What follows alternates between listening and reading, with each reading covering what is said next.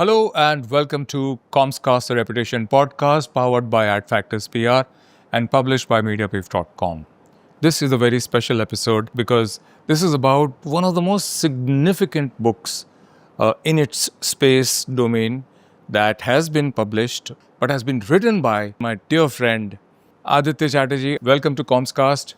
Thank you, Pavindra. Thank you. Thank you for your time and thank you for writing this amazing book, The Evolution of Our Gods. We are here to speak about this wonderful book, The Evolution of Our Gods. So, Ditto, my first question to you. If I or any journalist or editor were to create a little infographic about this book, what would the important things, bits of information there be? You started actually clicking pictures since 2009. So, let's say it started in 2009. Okay. From then, how many kilometers have you traveled across India? 50,000? Possibly more than that. Possibly more than that, right? How And many if words you, in if this? you actually count, my travels abroad, because international museums also gave a lot of these, images. Okay, right? so maybe 75. Maybe. Okay, 75,000 kilometers, 2009 is when you started clicking the pictures on a digital camera. Yes. Thankfully, not on a mobile phone of those days. They would have gone completely blurred. Absolutely. Okay. And you also, how many words in this? About 1 lakh words. Yes, I know that because I've spoken to you about it. 100,000 words. Since 2009, he's been at it, labor of love.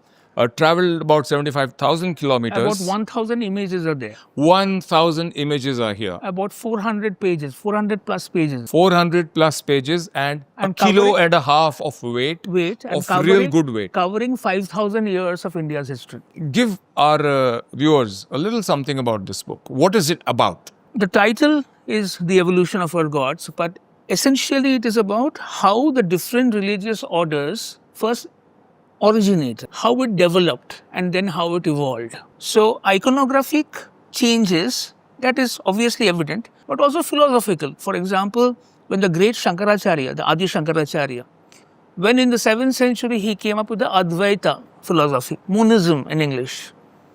Yeah, sure, many followers, but the first of the Vaishnava Acharyas, the Vishishta, they came to Vishishta Advaita, which is qualified monism. Then some order chose dualism.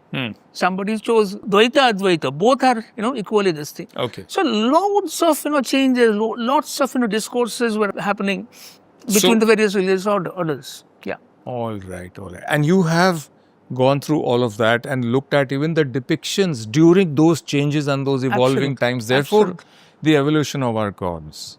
When I say the term evolution, it is when we have given a form to the gods, sakar, with an akar, which is with form. But that formless God, the Nirakar Parabrahma, who is gender fluid, who cannot be measured, there is no evolution in that. Because there cannot be possibly an evolution in that. Right. It is so all-enveloping. Right. So it is our mind who has thought about gods in form, that has changed, that mind has evolved, and therefore the philosophies have evolved. Therefore, iconography has evolved and so on. And your faith remains paramount. Absolutely. That the Nirakar is exactly as was, as is, and it will be remaining like that always. Absolutely. Right. These depictions have changed, and that's what you tried to capture in this first of its kind book, which is truly amazing. The book was launched at the hallowed portals, and I say that with the utmost respect and gravitas, of the Asiatic Library, right? And they invited Aditya, who first told them about it, that this is a book I've written and this is what it covers. And they were happy to invite him to launch the book in the library, right? And absolutely. I think it's a great privilege. I must tell you this, anybody of any faith can read it and imbibe the lovely fragrance of the heritage, the shared heritage as you call it of India. But to continue with my Asiatic Library launch story, okay, many people asked him questions after a long but very fruitful engaging video presentation that you gave about the book and what it was all about. People who asked him questions, they asked him questions which are already so knowledgeable and knowledge filled that I was like, the first question I had, I said, oh my God, How will he handle this? And he came back and he shared and he added to their knowledge. It was amazing. That syncopation of knowledge was of the highest order between him and the ones who asked the God has questions. been very kind. Yes. Tito, when did you first think of writing this book? I owe it to my mother. When I was very small and she would be feeding me, lunch and dinner especially, she never told me stories about kings, queens and, demons and all that, the regular, stories. She told me stories from the Srimad Bhagavat, from the Ramayana, Mahabharata, Sri Ramakrishna Dev's, fables, Chaitanya Mahaprabhu's stories and so on. And I was fascinated by this story, especially, Krishna as an adolescent, the way he is, moving about. Fantastic story. And then I was to ask Mom, okay, Mom, Krishna was how many years back? So she used to tell me in Bengali, Hajar. Hajar is Hazar. Hazar saal pehle. I said, okay, theek hai. Somehow I understood what Hazar means. How old were you then, do you know? Do you remember? 4 years. Okay. Yeah. So? Under 5. Okay. So then, when I was about 5 years old, I got to know about dinosaurs. Some uncle, somebody had told me. So I went back to Mom and I asked her, Mom, who came first, Krishna or dinosaur? What did she say? She didn't answer. Okay. Oh, at least I don't remember what she said. Because no established and old religion in the world, anywhere in the world, talk about evolution. God created Adam and Eve. The story starts from there in the Christian faith. Were the Neanderthals also created by God? No. What about the Homo erectus? No. So that's one. The second factor is a sort of lack of knowledge, that thing. So when I was speaking to many friends and relatives, the realization that I got was people simply have forgotten about their own heritage. Heritage, yes. Who are our gods? They were beloved. These people are practicing Hindus. They go to temples. But without recognizing what is what, how did the Vishnu, the form of Vishnu that we see, who was the original form of Vishnu? The Vishnu, incidentally, derived from Surya, the sun god. Sun god was the first iteration of Lord Vishnu. What happened that as I grew older, I started reading more and more, right? And so therefore, as my own knowledge was getting enriched, I realized that there is a vacuum all around me. So therefore, in this particular book, there is Vedas, Puranas, Sthala Purana. These are the local legends associated with South Indian temple. Then comes history, then archaeology, and lastly the photographs. So all 6 elements make this unique mix. And I have been told that this sort of a book has never been attempted before. I must show our viewers the kind of photographs that are here, the number, and it's like, it's mind-blowing, okay? You also were sort of going out during COVID. Tell me, what did you do? So 2 significant trips I undertook. One was December of 2020. Another was November of 2021. So I was wearing double masks. And I visited, interior of Bihar, for example, during December 2020. Because Bihar of, Patliputra, Rajgir, Magad, literally the cradle of, India's early Mauryan and Gupta, this thing, so much to see. Nalanda is there, Rajgir is there. The Bihar Museum is there.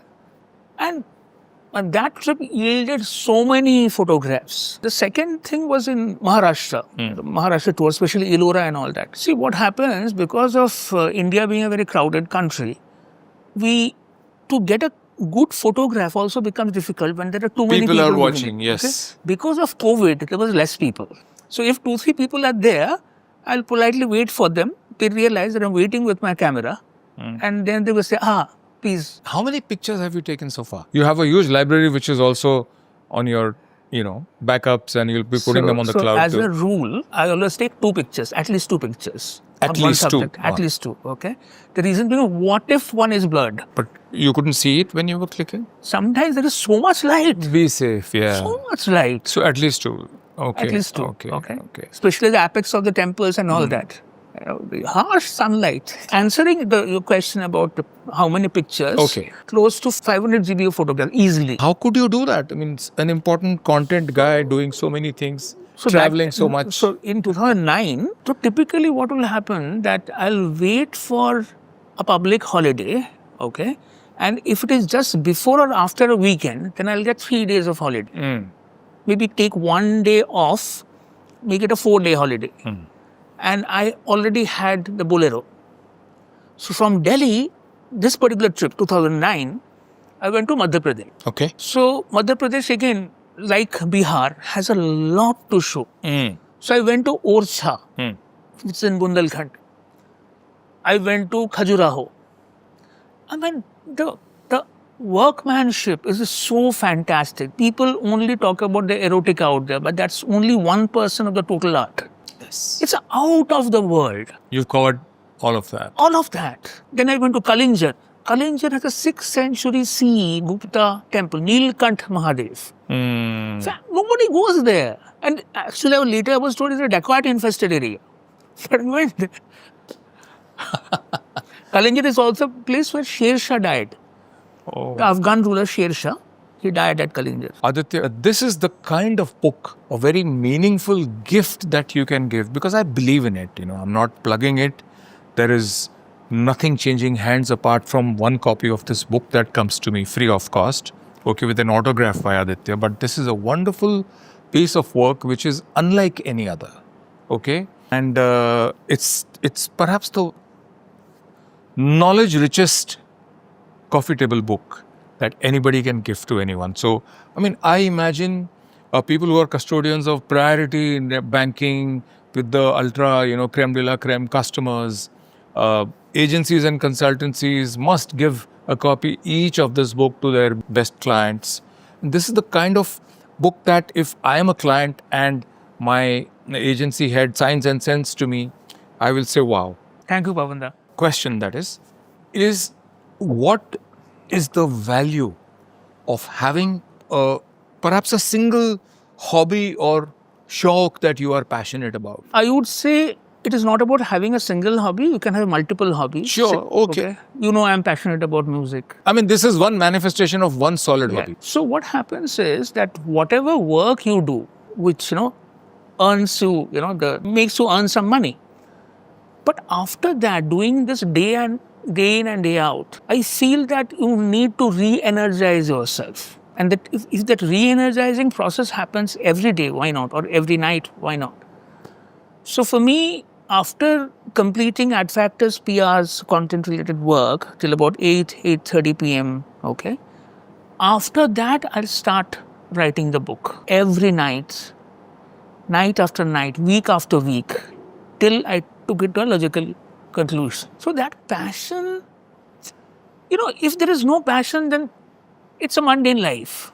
And I think you have to live beyond, aspire beyond, like the proverbial Jonathan Livingston seagull. Just flapping wings is not enough. Because I have been a professional writer since 1994, when I started my career in journalism, I think for me it's a very immersive experience. You cannot be superficial. You need to be there. That dubki marna is very important. It's single-minded focus. And frankly, while writing this book, the evolution of Aditya Chatterjee also has happened in this process. What was it like? 2 sentences. Knowledge, and I have been, the thing that, it is all because of God's blessings. That realization. It was always there. Even when I was, winning all of those, campaign excellence awards, the writing part. The writing part for submissions. Yeah, submissions. I stopped counting out of 500 awards.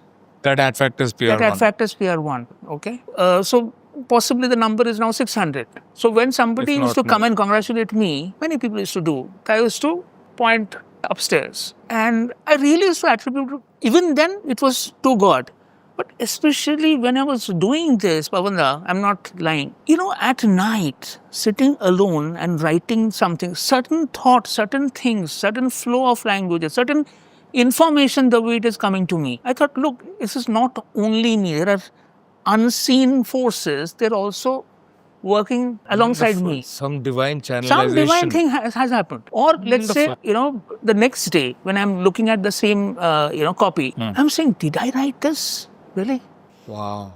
That's wonderful. So Wonderful. the hand of God, not the Maradona one, that clearly, No, was but then there. why should people read? Why and read this book, Aditya? It's a good handbook for to understand the shared heritage of the subcontinent, how the various religious orders developed, the culture, And who are it's the a people confluence behind. of It's a confluence of Vedas, Puranas, Sthala Puranas, history, archaeology, and photographs. wonderful and beautifully visually, photographically with 1,000 pictures and wonderful text depicted. All the best. Thank you, Pavanda. One sensitive question now. In this book, you have shared some criticism, adverse criticism of some Indian museums. What and why? I've been to some of the finest Indian museums, and I've been to the Louvre, to the Met, the British Museum, the three arguably the finest museums in the world. Photography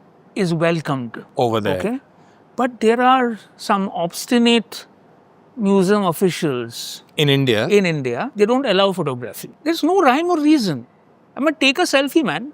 I don't take selfies with, the idols, deities, because they were all actively worshipped. They were not pieces of showpieces, right? Nahi, mana hai. that's ridiculous. You want to showcase this wonderful sculpturally and otherwise depicted likenesses of gods, and then you cannot allow people to take pictures and spread the good word. Very strange. So, what do you plan to do about it? Do you plan to write to or take it up with some important officials just as a submission to them to help people who love the spaces to enjoy them more in museum? I want to do two things. Okay. One, we have become so immune to seeing broken images of our God. Used to seeing. So used to seeing. It doesn't matter if the nose is missing, limbs are missing and all that. It's all right. Our gods, we used to worship the same gods. But why have we become so immune to the sight? So I want to start a countrywide movement to repair those broken pieces. And it is quite possible because we have a profusion of deities, right? So perhaps in one image, the right hand is missing, but the left hand is fine. In another image, there's It's the the other way vice. around. So it is possible to take casts. It is quite possible to mend those images. Because really, restoring that respect is very important to me. And it doesn't also cost too much. So if, for example, Michelangelo's wonderful work at Sistine Chapel, till about 20 years back, we only saw those images in brownish, reddish color. And people used to wonder that why Michelangelo only chose those colors. While cleaning up, realized that because of the high percentage of lead, everything had turned into lead oxide. And now the real colors have come out. Similarly, at the Met, there is almost a 2,000-year-old Roman female warrior statue is there. It was so painstakingly, the missing pieces were brought together again and stuff like that. It's wonderful. Restored. If they can do it, why can't we? Absolutely, absolutely. I'm sure and I hope that a lot of youngsters also will be inspired to read this book, to pick it up, gift it to their elders, seniors also, and I think spread the delight and pride of being part of this. Spread the good word. Co-owners of the shared heritage, as you Absolutely. call it. We are all Yes, part of it. absolutely.